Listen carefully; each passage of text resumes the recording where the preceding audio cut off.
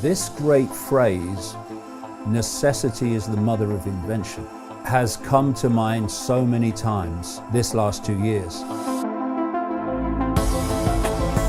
The human mind has such ability to tap into creativity. Life so often gives you your greatest gift, brilliantly disguised as your worst nightmare.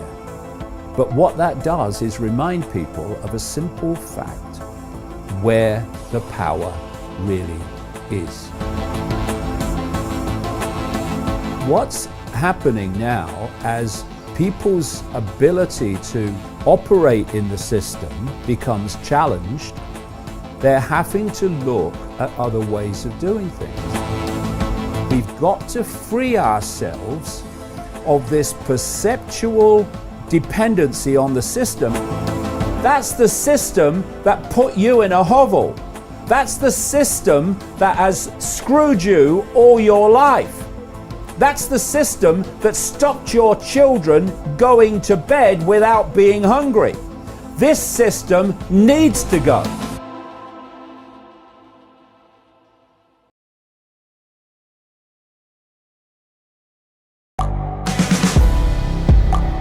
The world is changing. Inspiration is everywhere. It has never been so easy to connect, share, and bring people together. We're learning from others and finding the best in ourselves. Challenging our beliefs. Sharing our vulnerability. Overcoming our fears. Transforming ourselves so we can transform the world. How far can we go? This is London Real. I am Brian Rose. My guest today is... Hi, it's Brian Rose from London Real. You probably know that we've just recently been re-platformed on YouTube after 25 months completely in the dark. The truth is, I really need your help. What I really need you to do is click on that subscribe button right now, like this video, and maybe even leave a comment or share the link with friends. We're really fighting against an algorithm that's tried to keep us quiet for so long, and the more subscribers we have, the more people watch our content, the better guests we can bring you, the better content, and we can continue transforming lives. We've been doing this for 14 years now. I want to do this for another 14 years, but I really need your help. So click on that subscribe button, like the video, leave a comment, share this, and we're going to continue to bring you more and more great content. Thank you. This is London Real. I am Brian Rose. My guest today is David Icke, the English author, broadcaster, and public speaker. For the past 30 years, you have been known as a professional conspiracy researcher, making it your mission to expose who and what is really controlling the world. You are the author of over 20 books and have lectured in over 25 countries, speaking live for up to 10 hours to tens of thousands of people from all walks of life. In 2020, you and I conducted an epic series of 5 record-breaking, long-form live broadcasts which fundamentally changed the world, allowing tens of millions of people access to an alternative narrative that was crucial in understanding the complicated and challenging times we faced. After 18 months, we sit down again live today, quite simply because it is our right, our fundamental human right to freedom of speech. As I've said before, David, while I don't agree with everything you say, I will defend to the death your right to say it. I'm excited for this conversation today, and I will also be amazed if we make it through this broadcast without being blocked, banned, censored, and deleted once again. So David, welcome back to London Real. Thank you, Brian. It's like another lifetime I last sat here now. I mean, time's an illusion anyway, but it seems to be passing so fast. Yeah, and it's perfect because we can get perspective on what we talked about and what's happening now. So I appreciate you being here. I just want to start by reminding everybody that we are streaming live now on our Digital Freedom platform. It's a censorship-free, independent broadcasting system that was built back in 2020. It's of the people, by the people, for the people, and it's available exclusively on our website at freedomplatform.tv. Can everyone watching us right now please share this link via the sidebar to any and all of your social media channels, Telegram chats, email lists? Let me just repeat that. Can everyone watching now please share this link via the sidebar to all of your channels? This is really important. Simply ask your friends and family to give us 15 minutes and then they can decide. During our 5 conversations in 2020, nearly 75% of our viewers came from sharing this episode. So again, if everybody could share this all to your contacts and your platforms. David, I pledge to you and everyone watching this that none of this conversation will be edited, censored, removed, or banned, and that anyone in the world can watch the full version of this episode for free at freedomplatform.tv. Here at London Real, we've been fighting for freedom since 2011, and David, I'm pleased to have you back here today.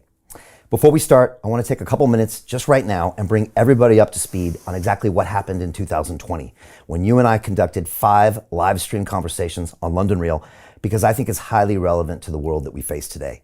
So let's go back. On March 18th, 2020, we kicked off the Rose Icke series with our first conversation of the year, where I asked you to help make sense of the early days of the pandemic. There was a global market crash and the UK wasn't yet on total lockdown. The episode immediately went viral and was watched over 10 million times by people from around the world that were keen to listen to a different narrative than that was being presented by the mainstream media and the governments. Then, on April 6th, we broadcast Rose Icke 2, which became the second largest YouTube live stream in the world that day, the first being that of the President of the United States. And with over 65,000 concurrent viewers, that was 4 times our previous live stream, that episode was expected to reach 40 million views, David, which would have made it the largest video podcast in human history. But 30 minutes later, you were here when it happened, the entire live stream episode was deleted, censored, and banned on YouTube with no explanation and no communication with us. Soon after, London Real was deleted, censored, banned, and deplatformed on every major technology company: YouTube, Facebook, LinkedIn, Instagram, Dropbox, PayPal, and many more. We were libeled in nearly every mainstream media publication, vilified by governments and regulators around the world. At this same time, David, you remember you were completely deplatformed from both Facebook and YouTube, while the UK regulator Ofcom censored the broadcast of Rose Icke 1 that they put on the television channel London Live. Right? In response to all this, we decided to build our own digital freedom platform with the worldwide help of hundreds of thousands of members of the London Real Army. And on May 3rd, we successfully live broadcast Rose Icke 3 to over 1.3 million unique viewers, making it the biggest live stream of a conversation in human history. Here we went deep on issues of economic totalitarianism, big tech censorship, and the upcoming vaccine agenda. We concluded the year by broadcasting Rose Icke 4 and finally Rose Icke 5 on location at the Isle of Wight near your home because you refused to wear a mask on public transport. And we respected that decision. Both episodes challenged the disproportionate response to the virus. They emphasized our sovereign right to our bodies and our minds. On a personal note, David, these were some of the most challenging times of my life, but also some of the most rewarding. During the 2020 lockdown, we never missed a single day of work here at London Real. We continued to broadcast 3 controversial and groundbreaking live stream episodes every single week from the leading doctors, scientists, economists, entrepreneurs, US congressmen, Nobel Prize winners, and 4-star generals. In total, we produced 57 live stream episodes on our digital freedom platform that would have otherwise been censored and banned by the big tech companies. It's important to note that in 2020, other independent media platforms like the Joe Rogan Experience, the Tim Ferriss Show, and Tom Bilyeu's Impact Theory went completely silent. We heard nothing from them. In 2020, London Real was the single source of real, uncensored, long-form conversations in the world, and I'm proud of that fact to this day. But towards the end of the year, I started to wonder if broadcasting video was doing enough. I looked at my home city of London, I witnessed the devastation taking place economically, psychologically, and I could see the long-term damage that it would be in everyone's lives forever. David, I've got 2 sons, they're 4 and 5 years old, and I thought that 20 years from now, they would ask me this question: Daddy, what did you do during the great pandemic of 2020? Did you make another video or did you do something about it? So on November 1st, 2020, I announced my plans to be the next mayor of London. And I spent 7 months traveling over 5,000 miles on my battle bus to every single one of London's 32 boroughs, talking to real people in real communities about real problems. We published a 50-page detailed manifesto showing how to safely get London back to work, use science-based protocols, solve knife crime, improve transport, and build housing. I was also famously banned from campaigning by 10 police officers who surrounded me in 5 police vans. All this was captured on a video that went viral. Needless to say, we were on the road the next day fighting for free and fair elections. David, on May 8th, I went to City Hall. I remember like it was yesterday, and I was told I would not be the next mayor of London. And we learned that politics would remain business as usual, for now. At this point, David, I realized there was one freedom that maybe was the most important of all, financial freedom. So we began educating the world about money, on how to unplug from the corrupt, centralized financial system built by banks and governments that has exploited people for way too long. We began educating the world on cryptocurrency, decentralized finance, and blockchain. As a former banker of 15 years, I have inside knowledge on how people have been controlled and exploited via their money by these institutions for thousands of years, and I believe decentralized finance is the one thing that can save humanity. Before we start, I want to ask everyone again watching this to please take a few seconds, share this link now via the sidebar to any and all of your channels. Again, ask your friends and family to give us 15 minutes and they can decide. David, let's begin and get your perspective. Now, almost 2 years later, on the events of 2020 and how they shape our current reality of 2022. Well, I have a phrase, know the outcome and you'll see the journey. If you don't know the outcome, i.e. where we're being taken, then daily events appear to be random. This is happening, that's happening, that's happening, that's happening, that's happening. But when you know where we're being taken, then those apparently random events become very much connected. And you can see, far from being random, they are stepping stones towards that outcome. So, as I said in the first of these interviews in 2020, look at the potential at that time for transforming human society on the basis of the COVID hoax. It has been a massive example of something I dubbed back in the 90s, problem, reaction, solution. And there's another version of this, which is a no problem, reaction, solution. And what you do is you create a problem or the illusion of one, the perception of one. You tell the public through an unquestioning media, have we seen that in the last 2 years or not? The version of the problem you want them to believe. And you want them in a state of fear, in a state of anxiety, in a state of being open to the world being changed to deal with the alleged problem. And then at that point, you who have covertly created the problem or the illusion of it, got that public reaction basically do something, or we're open to a solution being suggested, you then offer the solutions to the problems you have yourselves created. And those solutions are the incessant centralization of power, the incessant deletion of freedom, and the imposition of ever-gathering fascism on the fine detail of people's lives. Now, that is not something that I was talking about in the wake of the COVID era. That was in my books, what I've just said, back in the 1990s. So when this card was played in early 2020, it started to motor, didn't it? Out of China, and we could talk about why China.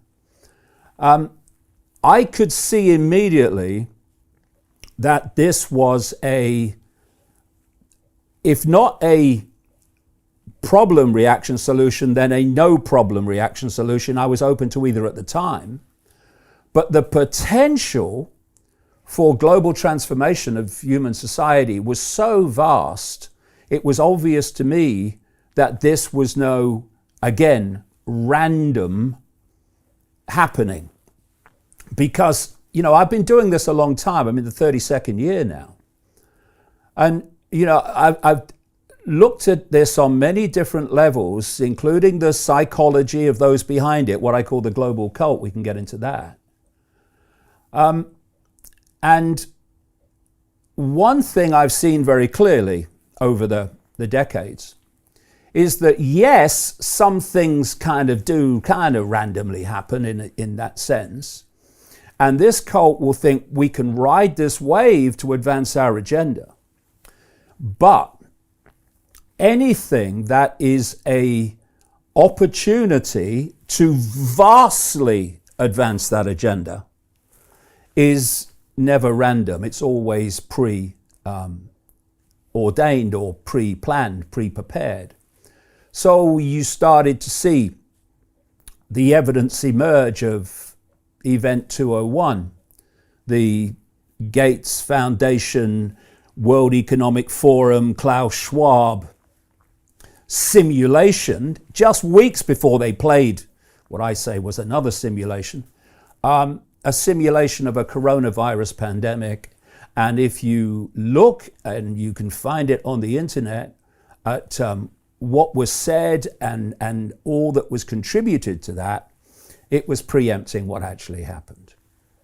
You can go back to a Rockefeller document in 2010 and see what happened in the COVID era described then. This was pre-planned. And so why? I said this in that first interview in March of 2020.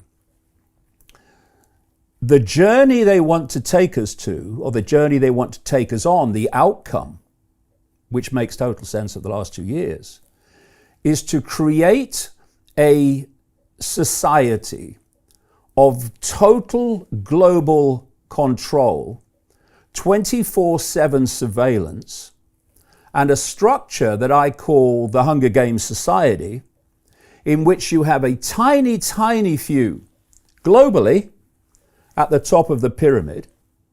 At the bottom of the pyramid is basically the rest of the population in deprivation, in poverty, and dependency upon the few at the top.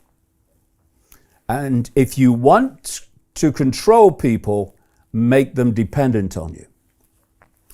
And this Hunger Games society, between those 2 points, the few and the many, I said they plan a vicious police, eventually police military state, to impose the will of the tiny few, the 1%, it's actually less, upon the population, and to stop the population challenging the 1%. And when you look at the last 2 years, that is precisely what has happened all over the world. You've seen decision-making, even taken out of the political level, really, to a few insiders, and not even elected politicians, but medical experts, they call them, scientists, psychologists overwhelmingly, have been driving this policy all over the world.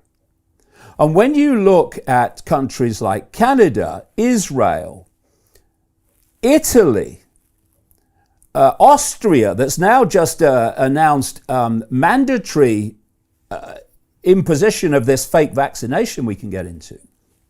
Australia has been transformed from what they perceived was a free country into a fascist state. Extraordinary levels of tyranny. Does it surprise you sometimes how quickly this had advanced in 2 years? You've been studying this for 30 years. Well, this is a point, you see. The speed that it happened, and always is equal to the speed of the acquiescence of the population to the tyranny. So they're testing, seeing the feedback, and if they can push it, they push it. Well, I said to you, I think in one of these interviews, this technique, they push the gate. Okay, any resistance? No. Walk through the gate. Next gate. Push that. Any resistance? Nope. And so it goes on. This is how the tyrannies happen, because fascism and tyranny is never imposed by the fascists and the tyrants. There's never enough of them. Right. It's imposed by the population acquiescing to the tyranny. Look at the mathematics. I mean, one of the good things about the COVID era is that, and I said this in one of those early interviews, it's brought this out of the shadows and put it on public display. You know, people say, oh, you know, this is happening, that's happening. Well, it's always been happening, but you've not seen it because it's been done from the shadows. But what the COVID era has done is bring this global cult into the room where we can basically see it and see its techniques. And this gives us a fantastic opportunity, because now more and more people can see it, to rid this world of this manipulation once and for all. Because you don't address something you can't see and are not aware of. More and more people are now. The point I was talking about there, however, is this speed of acquiescence equals the speed of tyranny. Because look at the maths. We're closing in on 8 billion people in the world. And the core of the core of the core of this global cult, you'd get into a single room. Add all the other levels of this, add all the gophers in administration and all the agents of the inner core, add all the police forces, add all the military, and you're still looking at a tiny number of people to impose this compared with the population they are imposing it upon. And therefore, they have to divide and rule the population. So we're fighting among ourselves, and in that de-unified state, we're not looking up and seeing the strings attached to one group who's fighting this group. This group has the same strings with the same hands attached to them. We're being divided and ruled, so we don't come together in unity and deal with this. So throughout this 2 years, you have seen mercilessly employed the 4-letter word that is the whole foundation of human control and always has been: fear. Once you get people in fear, they look outside of themselves for something that will protect them from what they fear. And so in the early weeks into the spring of 2020, the fear card was played. And the fear was based on the unknown. This virus had come out of China. We saw pictures of all these bloody people collapsing in the street. Anyone seen anyone collapse in the street anywhere else from the same bloody virus? No, I remember those videos. Right. So what was that about?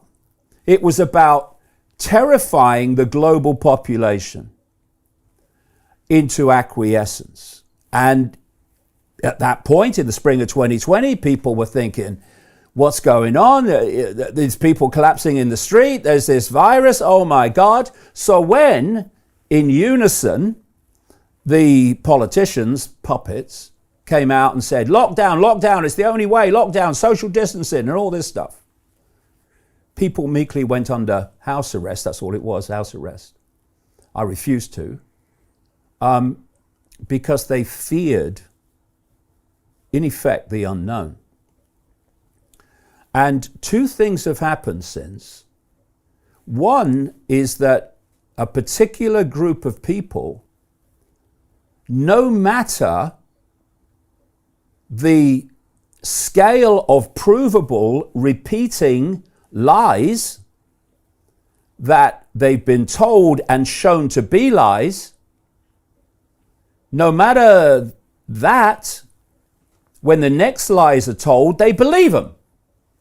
And those people have gone deeper and deeper into the coma.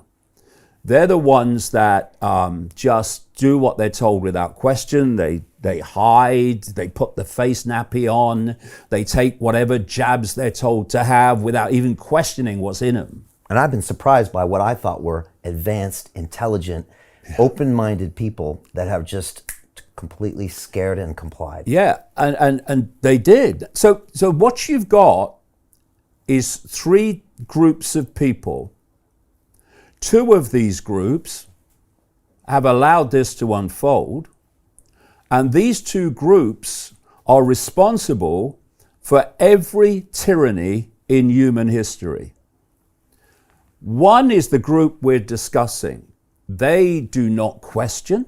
They go into a state, and fear is part of the emotion that induces it. They go into an unconscious state where what comes in, this repetition, fear, fear, fear, go home, save lives, oh, you'll kill Granny. And it becomes an unconscious action. People, I call them press enter people. Press enter. The data goes in, what the government says, and the press enter, and they just do it. Then there's the second group. The second group doesn't want to do it. There's loads and loads of people who have had this fake vaccine, not because they wanted it, but they thought it would allow them to go back to normal or save their job or whatever. I do understand that. But they don't want to do it, but they fear not doing it. Right. So these are the two groups behind every tyranny in history. Those who do it without question, those that don't want to do it, but do it anyway because they fear not doing it. And that leaves group number three, which, hallelujah, in this 2 years has got bigger and bigger and bigger. And that's the group, and I call them renegade minds, that sees what's going on and will not cooperate with it. Right. And while these two groups are responsible for every tyranny in history being imposed simply through their acquiescence to the few, this is the group that's ended every tyranny in history because they will not acquiesce to the few, and eventually the momentum reaches a point where the tyranny falls. And that group is growing and becoming more educated from what you can see. Well, I hear people say, and I do completely understand it, why aren't more people waking up, right? And I think, you should have been with me in 1990, 91, 92, 93, 94, 95, 96, and so on. What is happening today is extraordinary. Because, people say you predicted this and it's happened, you predicted that and it's happened. My response is, yeah, but that wasn't the idea. The idea was to alert enough people to stop it happening. But you knew all along that it had to get so bad and so in people's faces that they couldn't ignore it anymore. Because who wants to face this stuff? Who wants to turn their life attention to it? They want to bring their kids up. They want to look after their families. They want to have a good time. Of course they do. They don't want to do that. And if they have a getaway car in the mind where they feel they don't have to address that, like, oh yeah, it's just that Icke, it's just a theory, it's a conspiracy theory. Oh, shut up, he's done what he's talking about. No, it never happened, all that stuff. But when it's here, and the COVID era has put it here, then you either do what the first two groups do or you address it. Because you've got no choice, really.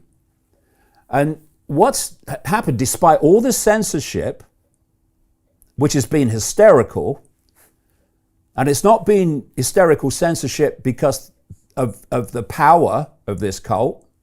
It's been hysterical censorship because of the weakness of this cult and the weakness of its narrative.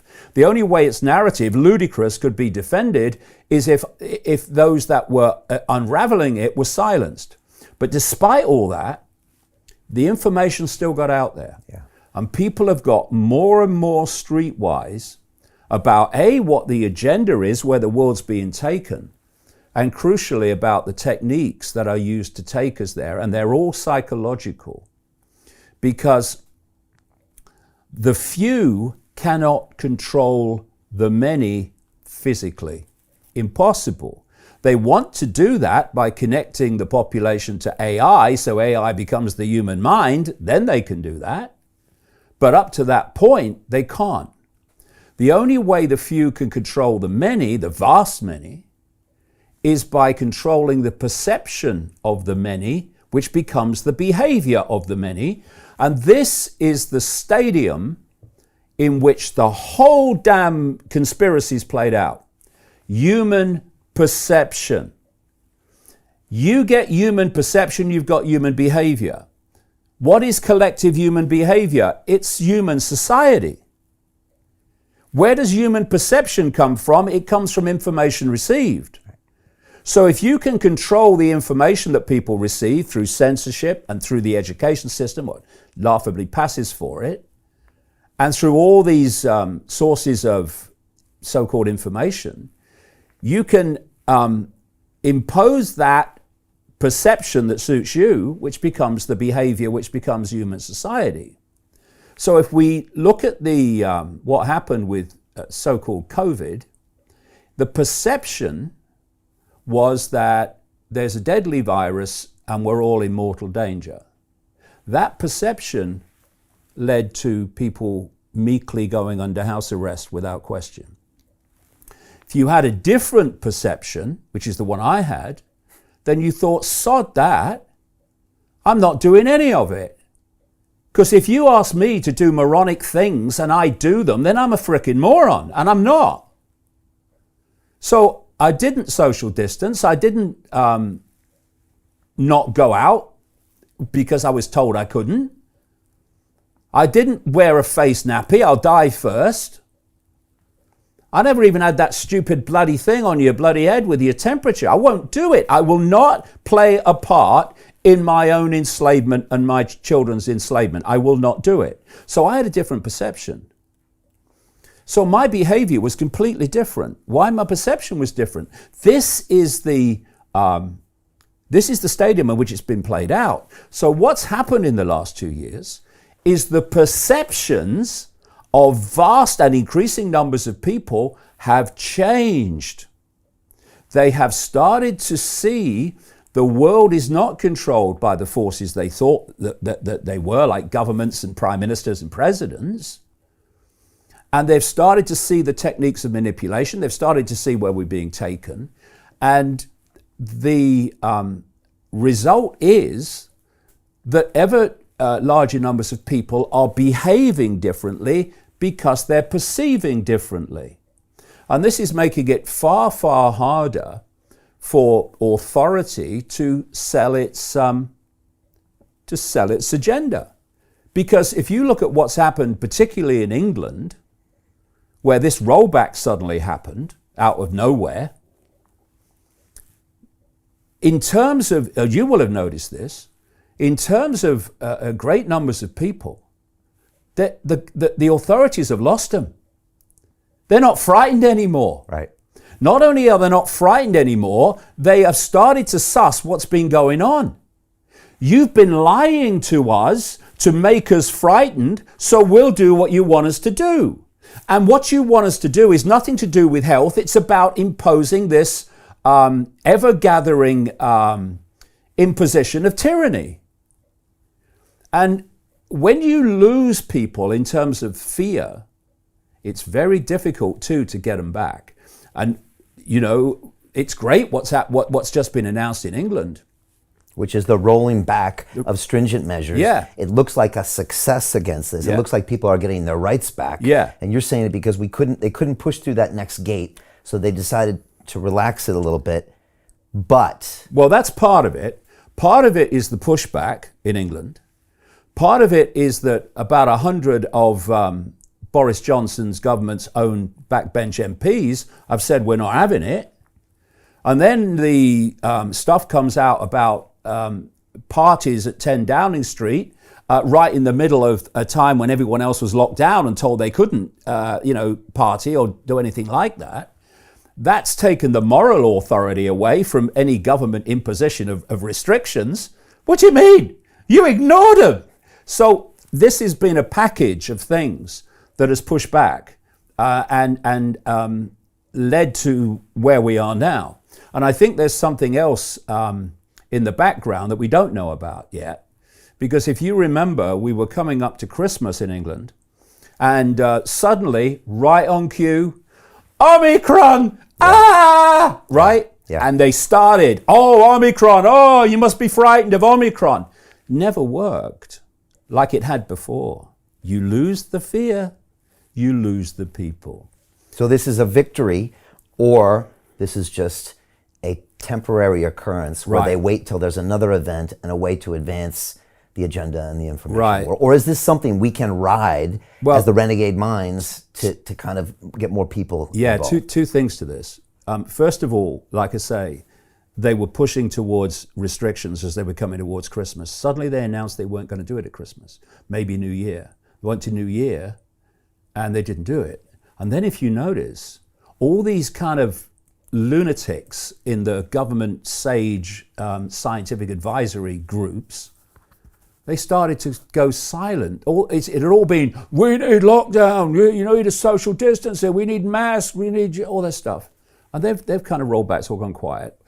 Chris Whitty, are you still alive, by the way, the Chief Medical Officer? What's happened to you in the last few weeks? So something's gone on in the background. But of course, we are always one more big scare from them justifying going back into it in England. And we shouldn't forget, while we, celebrate, and we should be celebrating, because, a lot of people in this country have worked very bloody hard in the last 2 years to push this back. You remember where we were in the spring of 2020. You went out on the streets, there's nobody there. I was out driving during lockdown, never saw another car. So we've gone from that to where we are now, where people are saying, oh, it's a load of rubbish, isn't it? Yes, it is. It always was. But let's not forget this. First of all, this is an agenda for the transformation of human society. So it's not going to go away. And they will have many other, weapons in their script to push this on. Some of them with health, some of them with finance, some of them with other things. And we should not forget that while we celebrate in England this announcement, and for how long, in Italy, in Australia, in Austria, in Canada, many parts of the US where the Democrats are in control, and countries around the world, Australia, fascism is full blown. I mean, how more fascist can you get than the announcement in Austria of mandatory fake vaccination? So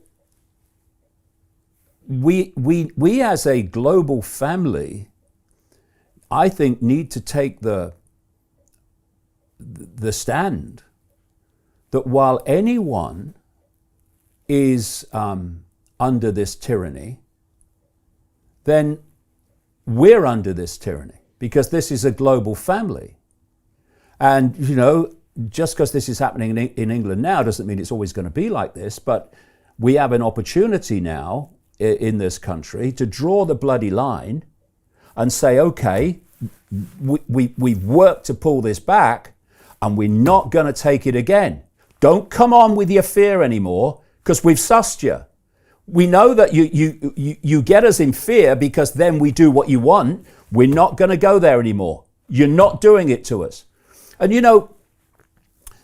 if enough people just refuse to cooperate with what they're told to do, refuse to cooperate with their own enslavement, it's unenforceable. This is the frustrating thing. If anything's frustrated me in the last 2 years, it's when I've heard people say, what's the answer?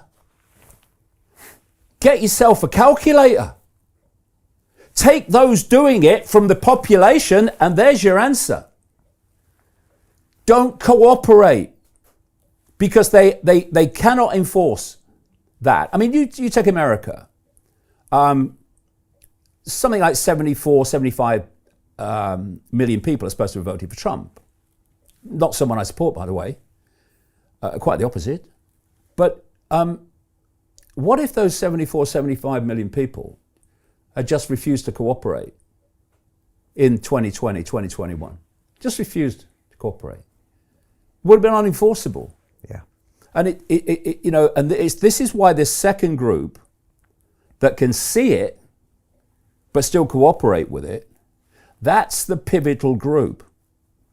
Because what we're seeing is more and more people are moving from that group into the other one that says we're not having it. Right. And those are the people we connected with in 2020 that were the ones that were questioning it. And I think they started to move into more of the we're not having it, as you would say, or the renegade mind group. It's been hard to watch Australia because typically it's been a big fan base for us and people that are always thinking forward, new ideas, and to watch it being locked down, it's unbelievable sometimes to watch it. And like you said, it's happening right here on our earth, and we're watching it happening in front of us. Well, what's the one of the things that's really woken people up is exactly what you've just described. If you'd have said to people in the early weeks of 2020 that the world was going to be like it is at the turn of 2022, they'd have laughed at you. They would have said that's ridiculous. You know what they would have said? We would never let that happen, right? And then 2 years later, it's all happened. And what this has done for lots and lots of people, they got them to a stage of basically all bets are off. If this is possible, what's happened? Anything's possible. And what I'm finding is that more and more people are becoming open, even to there's lots of them, far out things that I've said over the years. They're becoming more and more open to them because what has happened in the last 2 years is just extraordinary in terms of the transformation. And so it's opened a lot of minds up, and that's been a good thing. And you know, this cult would have factored that in, but I don't think they reckoned for quite the awakening that's happened. Right.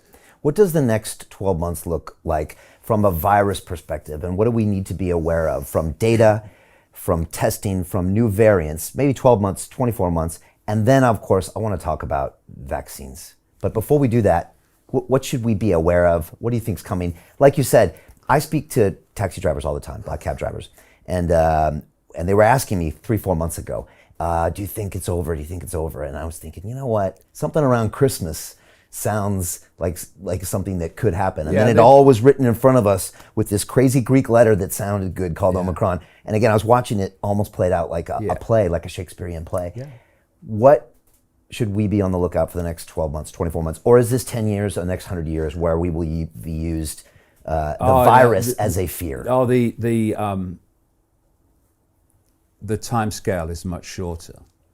They have a time scale to 2030 for absolute transformation of human society, including the widespread connection of the human brain to artificial intelligence. So artificial intelligence becomes the human mind.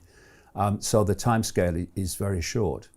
And so the script that's been unfolding since the COVID card was played, it does not end now, clearly. I mean, it's pushing on mandatory vaccinations and stuff for the first time in Austria. And in this script ongoing will be many, many other events, claims, and happenings that will be designed to push forward. And I've just asked people to keep this in mind, to push forward towards this Hunger Games society. Remember that structure as these events unfold. Because if you look at lockdown, well, lockdown was nothing to do with health. To continue watching the rest of the episode for free, visit our website londonreal.tv or click the link in the description below. Most people will never see this opportunity. Dubai luxury transformation projects have historically delivered 40 to 90% annual returns. That is incredible. These were once reserved only for insiders with access. I spent 15 years on Wall Street and I learned this: the biggest returns always go to the people who get the call first. Now, you finally can. We've just received a brand new project with major upside potential. Allocations move fast. Click the link, apply now, and speak to my team. This is your chance to see what others never will.